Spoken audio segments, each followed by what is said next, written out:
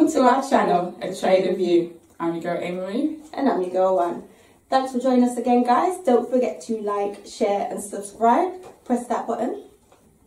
And today's guest is the one and only Whoop, whoop. Malik from MD7 in the house. Yes! I'm glad to be here. Oh, thank you. We're glad to have you Yes. here. You good? Yes, we're good. So we're going to start from the beginning of your music career. When did you realise you wanted to become a rapper? From a young age, I wouldn't say just become a rapper, but I knew I wanted to do something within music, within the culture. I grew up in a house where I would come home from school and my uncle would be in a band in the attic playing loud music. I remember all the members of my family had different collections of music. Yeah. So I think it was kind of instilled into me that I'll do something along these lines. Oh, so it was always in the household anyway, so Yeah. couldn't escape it. Okay. Would you say that music has always been a passion for you? Yeah, I think it's more, I think a lot of people like myself, a lot of rappers like myself, it's not so, it's more about kind of a form of expression, and if we were born in a different time, we could be doing a different form of music or a different even art form to express what we feel. So I just feel that because of the era I'm born in, rap is like the main kind of voice for young black people when I was a young kid. Okay, so who are your inspirations? My inspirations, mostly my family, because when I was from like a kid, my uncle family was 16 years old. He used to have songs on the radio, and there was a radio station. I don't know if when I was a little kid, I used to hear this thing. People might remember it. It goes PCRL. Oh, PCRL. Yes. Yeah. Now you're bringing me back right now, PCRL. You know the advertisement. Yes. Maria's wig. Yeah. So I remember my uncle being on those stations, and I just was just a part of it. So it's my family kind of inspired me with the freeness. A lot of people came from strict families. Yeah. My family was not strict when it came to like content and things like that. Like I remember I watched like everything my aunties and uncles watched. I watched. Unless there was sex in it, I could watch it. And after a while, I knew where sex was coming in the film, so I'd just go to the toilet. Yeah, come back. So I had a good intake of content. So like, even going to the video shop as a kid, we could choose our own movies. That's good. Just living that good life. So there were just lots of inspirations. Just different artists, but it was more the whole culture and the access I had to it. Okay. So did you start off as a solo artist? No, kind of started off as a solo artist in my nan's house. Okay. Because remember I said there's instruments there, there's stuff I can record. So the first thing I done was about 12 years old. And there's a Bob Marley track called Ghost Town. Big tune. Was it Ghost Town? I think it's Ghost Sutton. Yeah. But anyway, there's a part of it at the start that's got no music. So I basically just looped up the part with no music and just wrote a rap on it. Oh, the instrumental bit. Yeah, and I just went from there. Yeah. Do you remember it? I don't remember anything. I remember my first subject matters of rapping when I was about 13. And I remember the time when people used to start getting robbed on buses when I was a kid. Like that just came out. So that's what I spoke about. And I was like 13. Wow. It was called taxing at the time. Oh my gosh, that word brings me back. Yeah, that's. I remember when people used to say that. Yeah. So you was in the infamous group Moorish Delta 7. Yeah. So when was that formed? That was formed like the late night, like yeah, early 2000s, like 1999. Oh. I used to see Cypher around, and there was actually like lots of other members in the. There was like 7 of us. Yeah. Now more than that. You were like the first soul son. But we didn't actually like form a proper group. We were called like Lyric Born Click or something. We had another name. Yeah. We was doing things at the time. It was MSI was like the main group of Birmingham, Okay. and then yeah, we came out soon after that. We recorded a song called Art of Survival and Silent Screams, and from them 2 came out. We had a kind of foot in the game in the UK. Okay. Can you explain what was the UK hip hop scene like back then? Nothing was really going on. Yeah, nothing was really. There was people making music, but the identity was still building. We were still building who we was. You know what I mean? Building our sound and everything like that. So it was still in its early stages. Okay.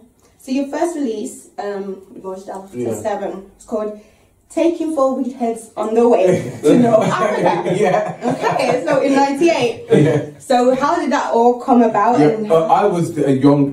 That was mostly Cypher was kind of the head of the group then, and was because he was recording. He was older than us. Yeah. He was recording before us. So when my part on that is, it's not my first time in the studio, but it's one of my first times. Okay. And it's one of my first full songs that I've laid down and had out. Oh, okay. So I was very young at the time, and yeah, Cypher was the main person, like running the show. Like, you know how the RZA to Wu-Tang. Oh yeah. Where he's the man telling me, "Yo, Meth, come here, come." Yeah. And ladies, here's a beat. It was that until we started to form, you know, in a group. Yeah. So how was it received by the public? That It song? was an EP. It was received good. But like I said, it was in the early stages of the group. Yeah. In the early stages of UK hip hop. Yeah. So everybody was just experimenting and things like that. So it wasn't until the Art of Survival release that's when we really developed our sound. The UK industry developed a bit more. There were more magazines, and like there was more radio stations. This was before One Extra. Yeah. Channel U Times? No, before Before Channel then. U. Really? It was MTV. It was still MTV Raps, and then MTV Bass started. Yeah. So with MTV Bass coming out around the time we came out, it helped us because there was a platform. So it's like you can only do so much. There's the platforms. And not everyone had MTV bases. No. Because we didn't have We it. definitely did not have that. We wanted it, but I had it. they were living a good life. Trust me. Listen, I didn't have it.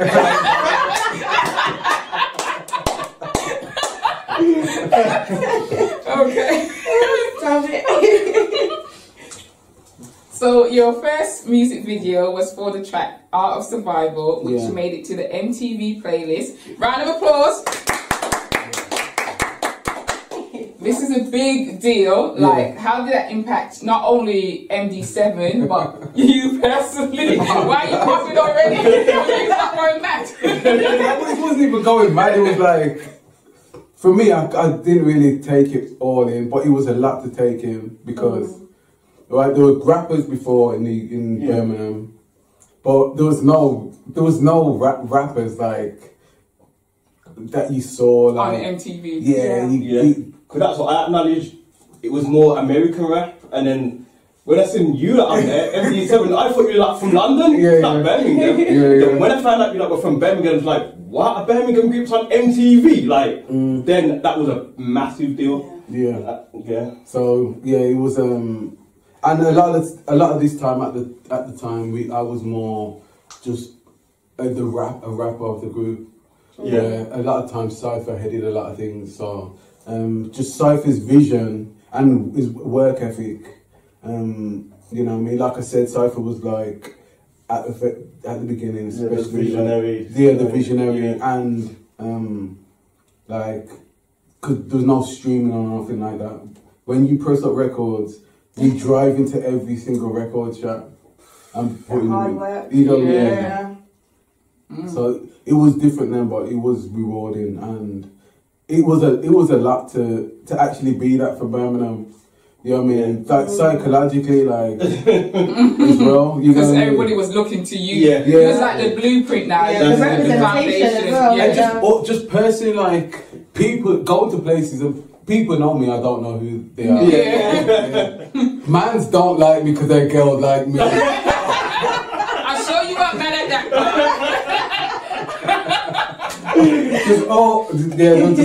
Just fame. Yeah, just like being in a small city, fame. Yeah. That's different. Yeah. So yeah. Was it weird feeling that as well, like that animosity and things like that? The way some of animosity, I just couldn't tell people's intentions. Yeah. That was just a weird thing adjusting to me. And see, that's why I don't want no fame. Like I wish I came out years later because I can find about anxiety. You know? But you're in the club and it's like if the club's packed and you know that a lot of people know who you are. Yeah. And not knowing it. It is you don't know, it's daunting, and especially at that time because there was nobody I could ask, there was nobody I'd seen, and you know what I mean, it's not like we were famous, famous, but he's known enough. Famous and that's enough. Okay. So in 2002 MD7 released the legendary critically acclaimed album The Power and the Glory, which was a landmark obviously for UK hip hop. So would you say that was your first official album? Yeah, definitely. Yeah, I've done bits for other albums, done features. We've done an EP before that, but for full-length album, yeah. What was it like making the album? It was a long process, but I really started to put input into the project, like not just my verses, but ideas. We had a lot of skits and interludes. We even had an interlude with the person who does Maria's wig and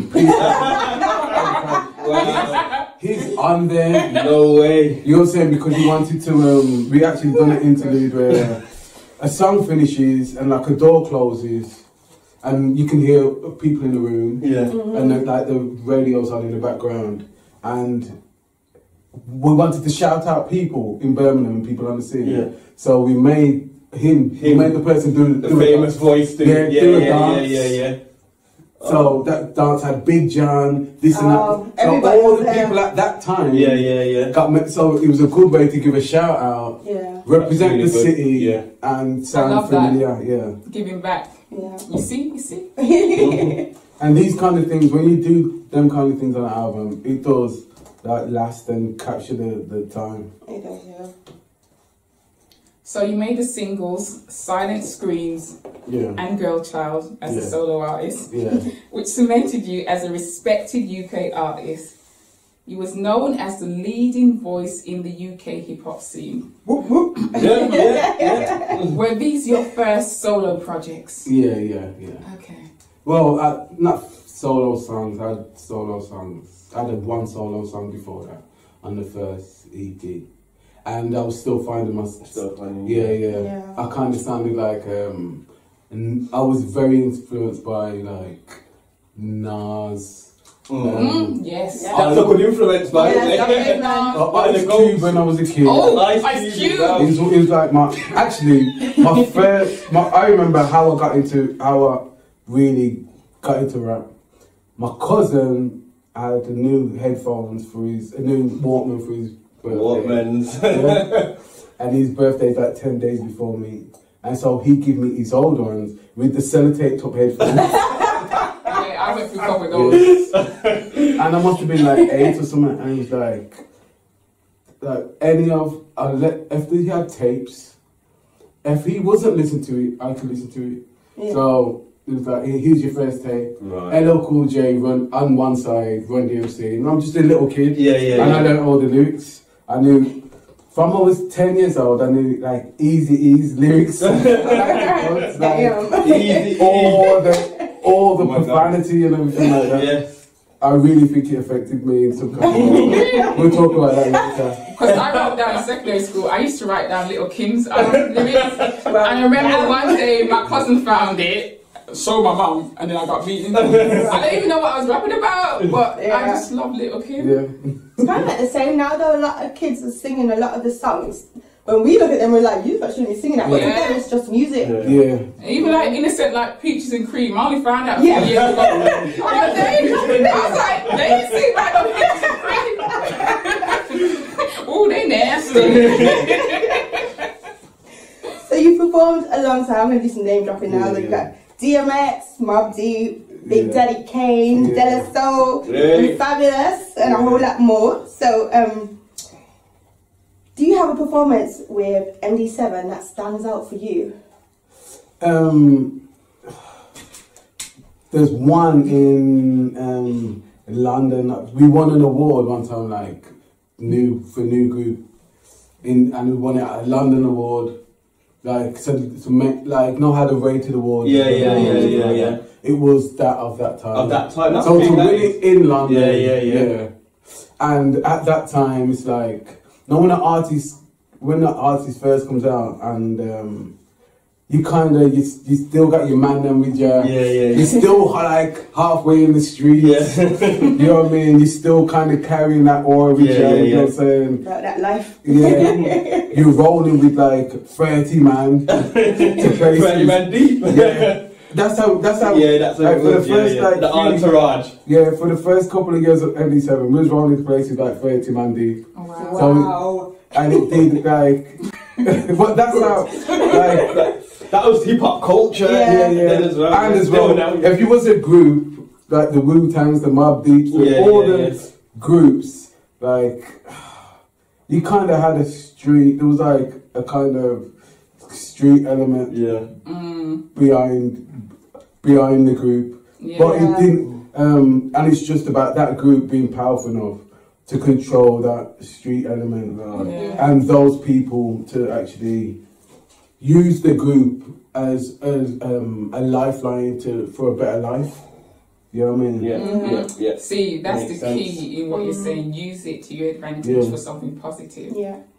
So in 2007, you had music videos for the singles "So Real," "Blues Ground." How was the transition from being in MD7 to being a solo artist on your own, not 30 man deep, not 7 just you on the stage?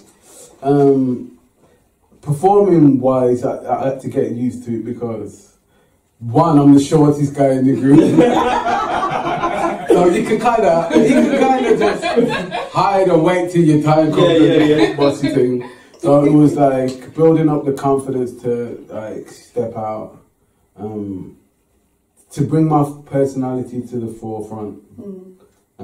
That wasn't that hard, but to do it on stage, and feel the stage yourself. That was kind of the hard part. Yeah, that would have been really because, as I said, you especially when you got like a guy in your group that's like over 6 foot.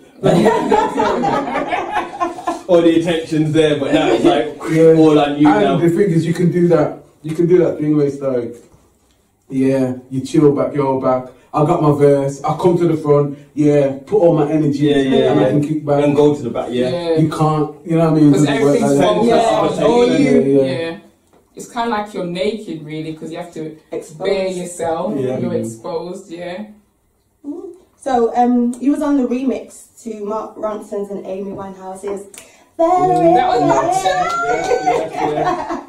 So how did that all come about? That's through Baby J. Baby J had a relationship with Mark Ronson. Well, Mark Ronson spoke to him about doing a remix. He didn't want any artists on there, any rappers on there or anything like that. But Baby J put rappers on there. Mark Ronson liked it so much, he added us to 2 different tours. Wow. So you know when Jay-Z done the tour where we done Glastonbury and Wireless. Yeah. We done all those dates as well. So Glastonbury. Wow. Let's give a round of applause. I know. That's a big deal. Yeah. That was a good tour. He was on the tour. It was weird, like Sean Lennon, like John Lennon's sons, and they're playing. Massive. There's different band members from like the House Martins and different like classic UK groups. Yeah. Wale. Wale was on there as well. He was signed to Mark Ronson before he was signed to. Really? Yeah. That must have been Wale's kind of early days. So you remember when he did Nike boots? Yeah. At that time, remember before MMG? Yeah. Yeah, it's all with Mark Ronson. No way. Yeah, so he was on tour with us, like, yeah. So what was like, what's Amy Winehouse like? Because the media. Well, she wasn't on tour. She wasn't on the tour. We met her once, but she wasn't on tour. She wasn't on the tour. Okay. Because at that time as well, like at that time you couldn't get close to her. She was. Her personal life was things weren't too. Yeah, great. God rest her soul. I loved like back to back voice. R.I.P. And actually, he released the song, and he put our remix on the CD at the time. Oh, that's big. Yeah, so that was in HMV and everything like that. So, and the video got HMV. more spins than the original video. Oh, see that? Weeks. So wow, that's big. That's why he just took us on tour, because he said, "Yo, just one remix just added so much extra value." So what was it like being on tour with Mark Ronson? What was the whole experience like? It was good. Like, cause they had a whole band and everything. And at that time, we were still a bit like, we came in a bit still street. Yeah. You're still grounded. So there was certain things, when I look back, there were certain things that are like, ooh. But when I look back, that probably even kept us there, because we didn't do anything that was like, we didn't mess up. But there was enough to just show that, like, how can I put it? Some producers, especially producers not from like the hood or anything like that, like a couple of hood mans with sense, just around, that energy. So I think we give them their little street cred as well. Yeah, for real. I remember there was a couple of people that we brought on tour with us. Like our people then. So when everybody pulled up, I remember they was wrong by saying this. But somebody was like, "What do you guys do?" Because just by some of the man we brought, and but it was funny. Stereotype. Yes. Nah, but what I'm saying is, that's the right question. Okay. Oh wow. So months after that, you said you was touring with Jay-Z and the likes of Kanye, Wiley. So what was that experience like? That was a good experience for that part of the tour. Wiley had Rolex Sweep at the time, so that's why he jumped on the tour. Kareem Bailey Ray came on the tour as well. Good voice. So there's different nights, different people coming, and it was just good. Just a great experience. I wish we had like Instagram and that back then. Yeah. Like I would have. Like I was never into taking pictures or getting footage. Yeah. I wish I was. Because those are some good memories. That's why I take a lot of pictures, because I'm like creating memories. It's not because I'm vain. These were the early Kanye days as well. Not too early, but not Kanye He only done one night on the tour. He done the Manchester night, and he had the Graduation album. Oh yeah. Just came out. That's my favourite Kanye album. Old school Kanye. Yeah, that's the Kanye I like. And it was cool. It was cool as well. Like, he was just trying to go out. Yeah, it was cool. I remember we went to Scotland. Actually, I'm gonna say this. We didn't like Wale. Oh, really? At one time, it was like exclusive. What I'm saying is, it could be.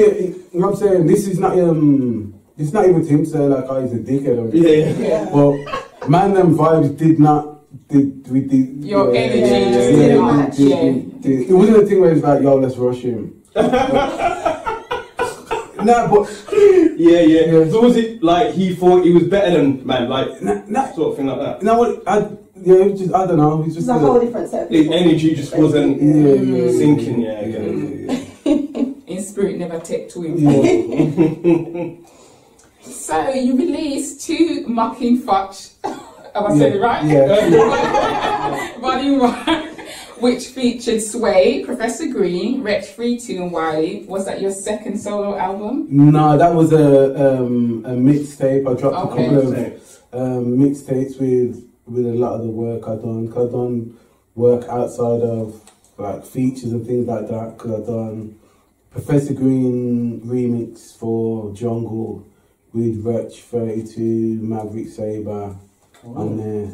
So I had a lot of these songs that didn't have a home. So basically, you know what I mean, just put them together. That's good. So you toured the UK and Netherlands in 2013 and ended in 2015. Was that your solo tour? Sorry, that was my solo tour with Black the Ripper. R.I.P. Black the Ripper. Yes, rest in peace. Yeah. And that's the first time I kind of got with him. I just liked his work, his energy, and we've done about 8 dates in the UK. Then we went to Rotterdam for the last date. Okay. What was it like doing 2 years worth? Well, it wasn't constant. So there was something else I've done I went back to the Netherlands in 2015. So it was it was a short tour in 2013, and we went back in 2015. Okay. Yeah. So and in 2015 we performed at the New School Rules Music Festival. Okay. Do you like performing at the festivals? I do, and I like going to international festivals because for the last few years, since 2015, I went to the A3C Festival in Atlanta. Okay. I went there twice. This R.I.P. Ty, who I went there with the first time in 2015. Coincidentally, he passed like in the same within a month of Black the Ripper. But I went with him. There was a few of us. Big up Miss C Brown. We went out there to do a UK showcase at the Atlanta Festival. And I spoke on the panel because I've been around since young in the game. A lot of times they put me on panels to talk about the UK hip hop scene, to talk about even just black culture in the UK and things like that. So, and I've been going to America since I was since 1999. When I first went with MD7 as a group, we went out there and just went on a whim and just done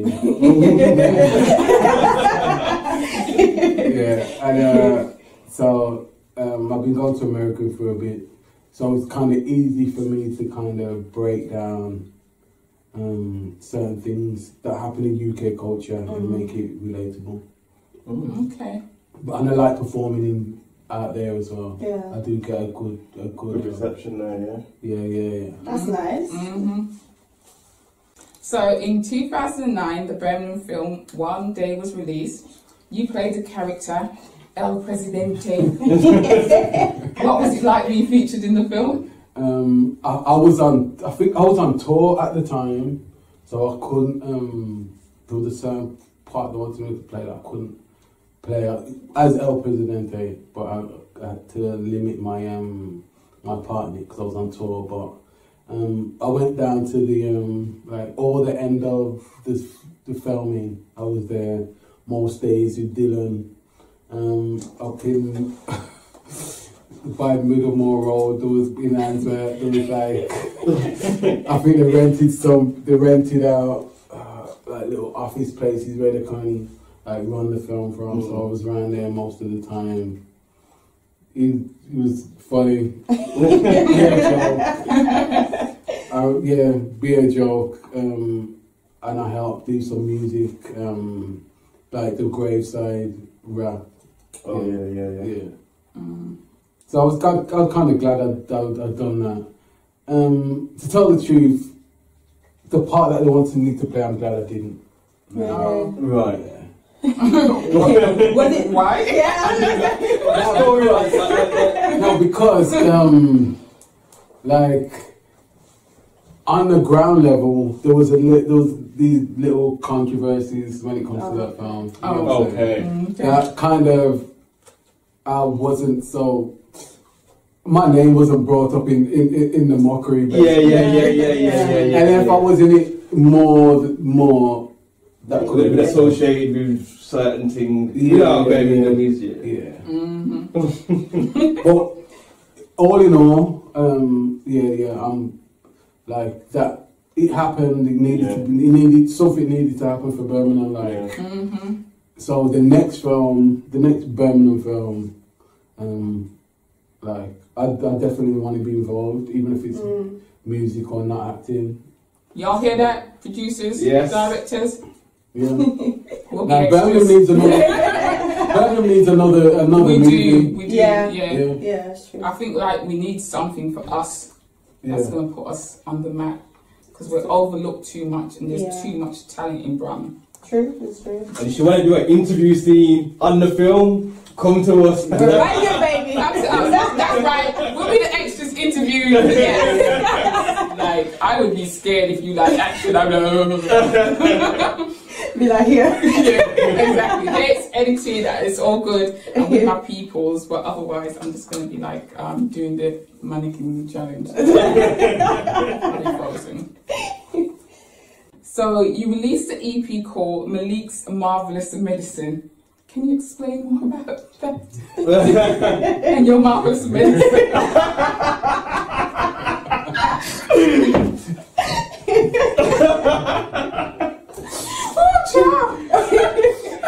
Malik's Marvelous Medicine was just a collection of a few tracks that I've worked on. It had even the features with like 30 rounds with gigs. I'm ready with K-Coke and artists like that I worked on. So my Marvelous Medicine is my talent. Okay.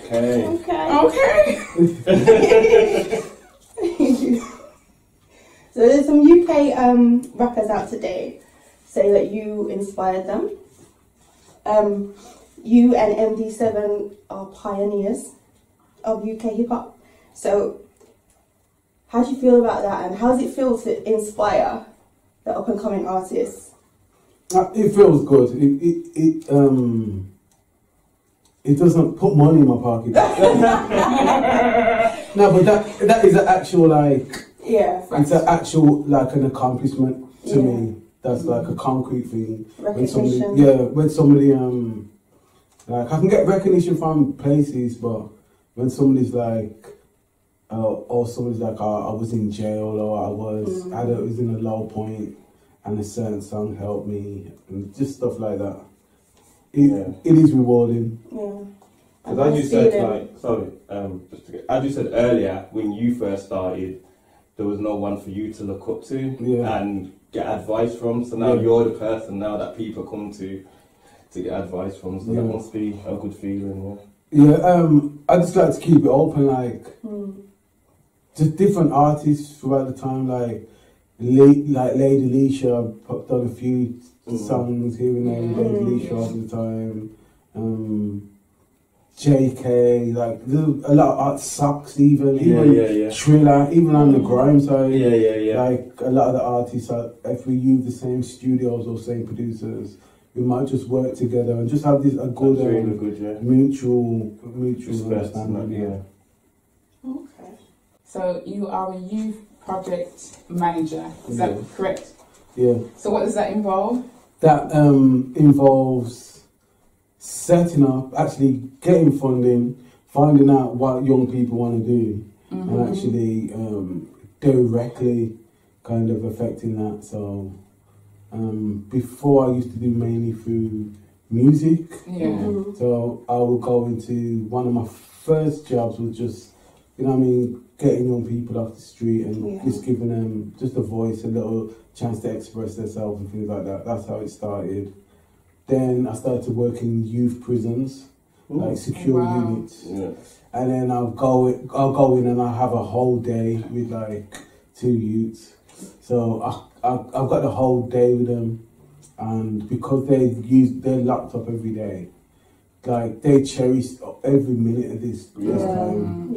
Yeah. So, for example, I'll do a thing like there'll be if a youth comes to me now, and we'll have a talk for the first hour, and I'll say like, so if they're talking about their court date, I'll say, so tell me about your court date. How did you feel? How did your mum feel? Right.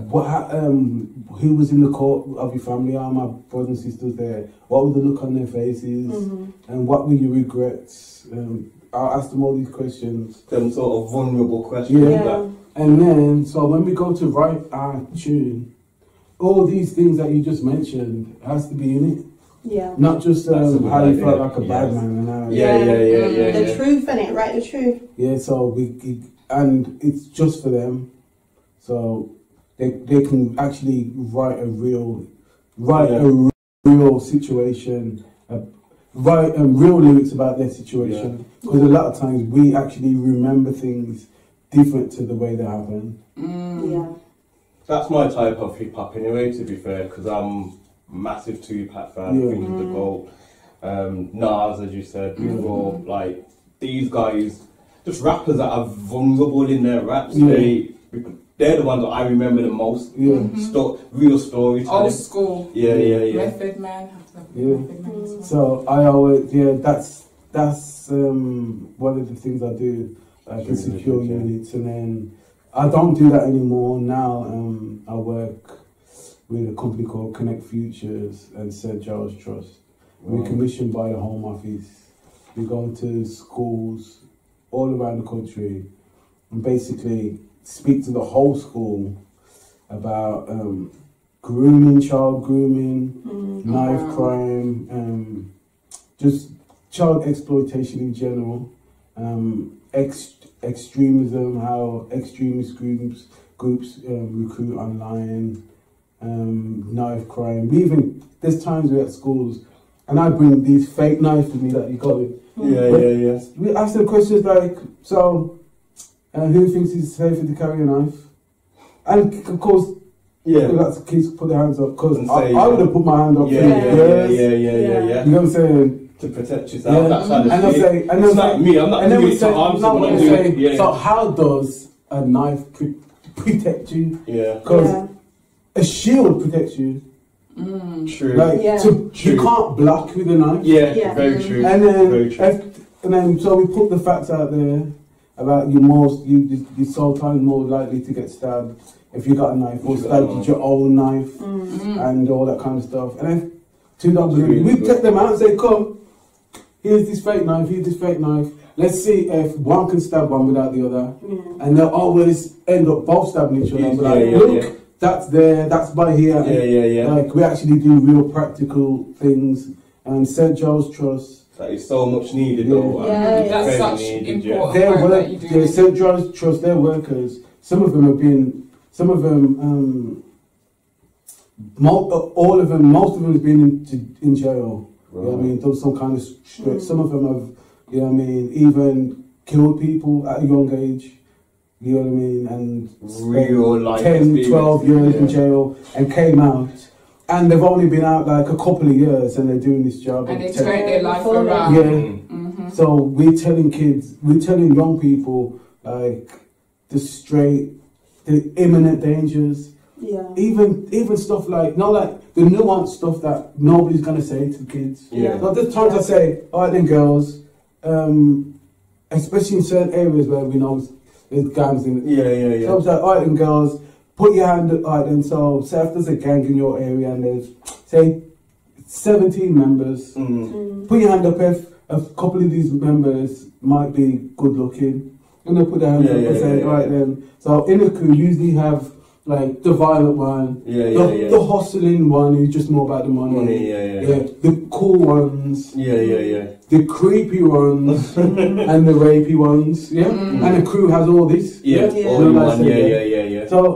So and I've even just break it down. So you might say things to them like, you might have a guy who's in a gang that you know from a different name. You know him as Marcus. Yeah.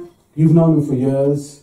He treats you good, he respects you. I'm saying, still in his crew, the rapey one's still there. Yeah. True. And if something happens with the rapey one and you, is Marcus gonna go kind of help you? Yeah, he's gonna back your case, it's true. Yeah. All those kind of things, and just to make them think about their personal safety. Just even telling them like, you might even have friends that do certain things, sell drugs or whatever, that you play football with or you do other stuff with. I'm like, it's cool to say, you can tell them, oh yeah, we're cool, we do that, but anything, if you leave drugs around me and police come in here now, I'm not going to jail from something that's not mine. True. I mean, like, you can say that. Just be aware who you're associating with. Yeah. It's such an important message to put out there. For kids to know about. So for us, it's not even just telling them, oh, this is bad. It's the little nuances that nobody can. I tell them about stories. We tell them about stories ourselves, our own testimonies. Yeah. You know what I mean? A lot of the ways we've been manipulated. Most of us have been manipulated some way by elders in some kind of way, but didn't even realise it. Even when certain man just like, yo, come, you want to live? Yeah, here's some money, go to shop, keep the check. Just even that kind of stuff. That's how they get you. I have them talks with my son and my daughters. Don't take nothing from no one. They offer you money, say no. Don't try to be their friend, because that's how they get you. Because they groom you from young. And if you take money off them, they own you. You're going to want it back in somewhere or another. Yeah, favour or something, innit? And it may seem little to them, but then they're slowly, the favours get bigger and bigger. Before you know it, you're holding things. You're doing certain tasks for them and things like that. And this is the same with like extremist groups that do it exactly the same, but a lot of times they do it more online. But they can do it with gaming and actually do 20 favours for somebody through a gaming site, buying them add-ons and this and that. So when they ask them for that little favour, like, I'm just going to send a little box to your yard, can you post it for me? Or just something, even telling them, can you repost this on your social media? There's videos and posts that can get you arrested. As simple as that, man. Really? Wow, it's so deep. The rabbit hole goes real deep. So that my job at the moment, like part-time, that's what I do. I go to schools in different parts of the country, mostly in London, sometimes Wales even. And another job I've just added to my bowl is teaching teachers race sensitivity about anti-blackness. Honey. Let them know. So that's the one I'm kind of like. I like the job that I do, is rewarding, and it's something that I've always wanted to do. But this little thing, that part of the job as well. We need that, especially in this current climate. We definitely need that, because people don't understand. Unless you're black, it's like it's so hard to explain to a non-black person why we feel the way we feel, why we react the way we react with certain things that are happening. And even if it's not in the UK and it's in America, it still affects us directly. And the UK ain't innocent either. For real. So have you had any difficulties doing that? Have you started doing it yet? Did you say? Yeah. Have you had any difficulties with like certain teachers that just didn't understand? Some of my colleagues have. I haven't yet. They don't want to try you. But to tell the truth, I really try to. There's ways I do certain things as well. Approach it differently. Especially, I admit a lot of my male privilege. Oh! So, wait, can you say that again, please? I said that I admit a lot of my male privilege. Okay, as well. thank you. So I know how that's broken down. Yeah. So it's easy for me to, you know what I mean, to kind of show people and put myself out there. Because even though we have the racing, we have that, then we have the black men versus the black women as well. When some black men don't protect the black women and don't understand their privilege. Yes, yes, that's a fact. Message. So we know you do the youth worker project thing, work with young people. Do you incorporate that as well with being a father? It kind of helps. It does help. My daughter's kind of big now, and me and her very close. How old is she? She's legally she can drink. Why you don't want to say her age? My daughter's 18. My daughter's 18. And I look good for my age, okay? I look like, come on. Hey, you don't have no kids. You don't have no kids. But that's okay, it don't matter because, you know, one day we Now, my daughter's an artist as well still. Oh, really? Oh, what, she raps, sings? She raps and sings and produces. Oh, okay. She produced? Okay, come through. What's her, like, rap name? Huh? Her rap name? Her name's Callie. Callie. That's nice. I like with a C or a K? With a K. Oh, K. Yeah. Oh, that's what. I was gonna like one of my daughter's names. Oh. Yeah, the child you ain't that's gonna be her. Put it into existence. Yes. Okay. So, has a lot of her influences come from you, or has she found her own way? Yeah, trying to find her own way. She does more of the young style of music. Okay. Yeah. Has she got anything out like now? Not at the moment. She's done performances and things like that. So okay. yeah. People start to know who she is. Oh. Has she done anything where you're like, as a dad, you're like, oh, wait a minute, like you can't stay, like nothing as bad as I was doing at home. I'm telling you, my daughter is not like. I mean, I wasn't bad, but she's just not like how I was. Don't get me wrong, I've heard certain lyrics, but it's like I said 10 times more. Yeah. And you know, as an artist, you express yourself differently, don't you? Yeah. Okay. So good though. How long has she been doing it for? Probably about 3 years. That's good. 2-3 years. That's good. Because I remember, like in school, it was always like year 9, everyone wanted to be an MC and stuff. So it's good that it's kind of stuck. It's not just something that everybody jumped on and it's gone off. She's kind of. And there's a thing where some people just want to be MCs and not do the rest with it. Like my daughter's more into she's into the fashion, like the fashion, the making the beats, even the business of it. That's what she's studying. So that's good. That's good. So I've got it might be like a tricky question, but you've been in the industry for a few years, you've met a few people. Have you ever dated anyone within the industry? Dated? I wouldn't say I've dated. No, I haven't dated anybody. Oh, is there anyone you've had entanglements? Any stories to tell? Alright, there's one last. Keep putting back. That's how you talk about.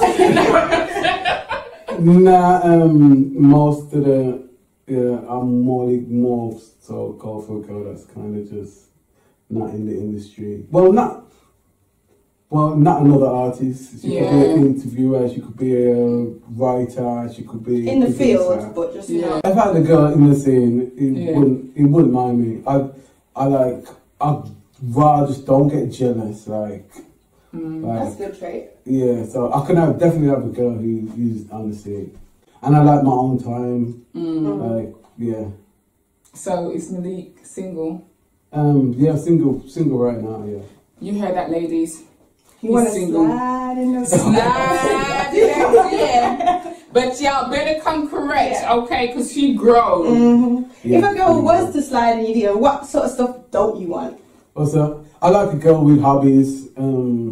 Who's into like stuff that anything that she can show me that I don't know. Okay. I know from her.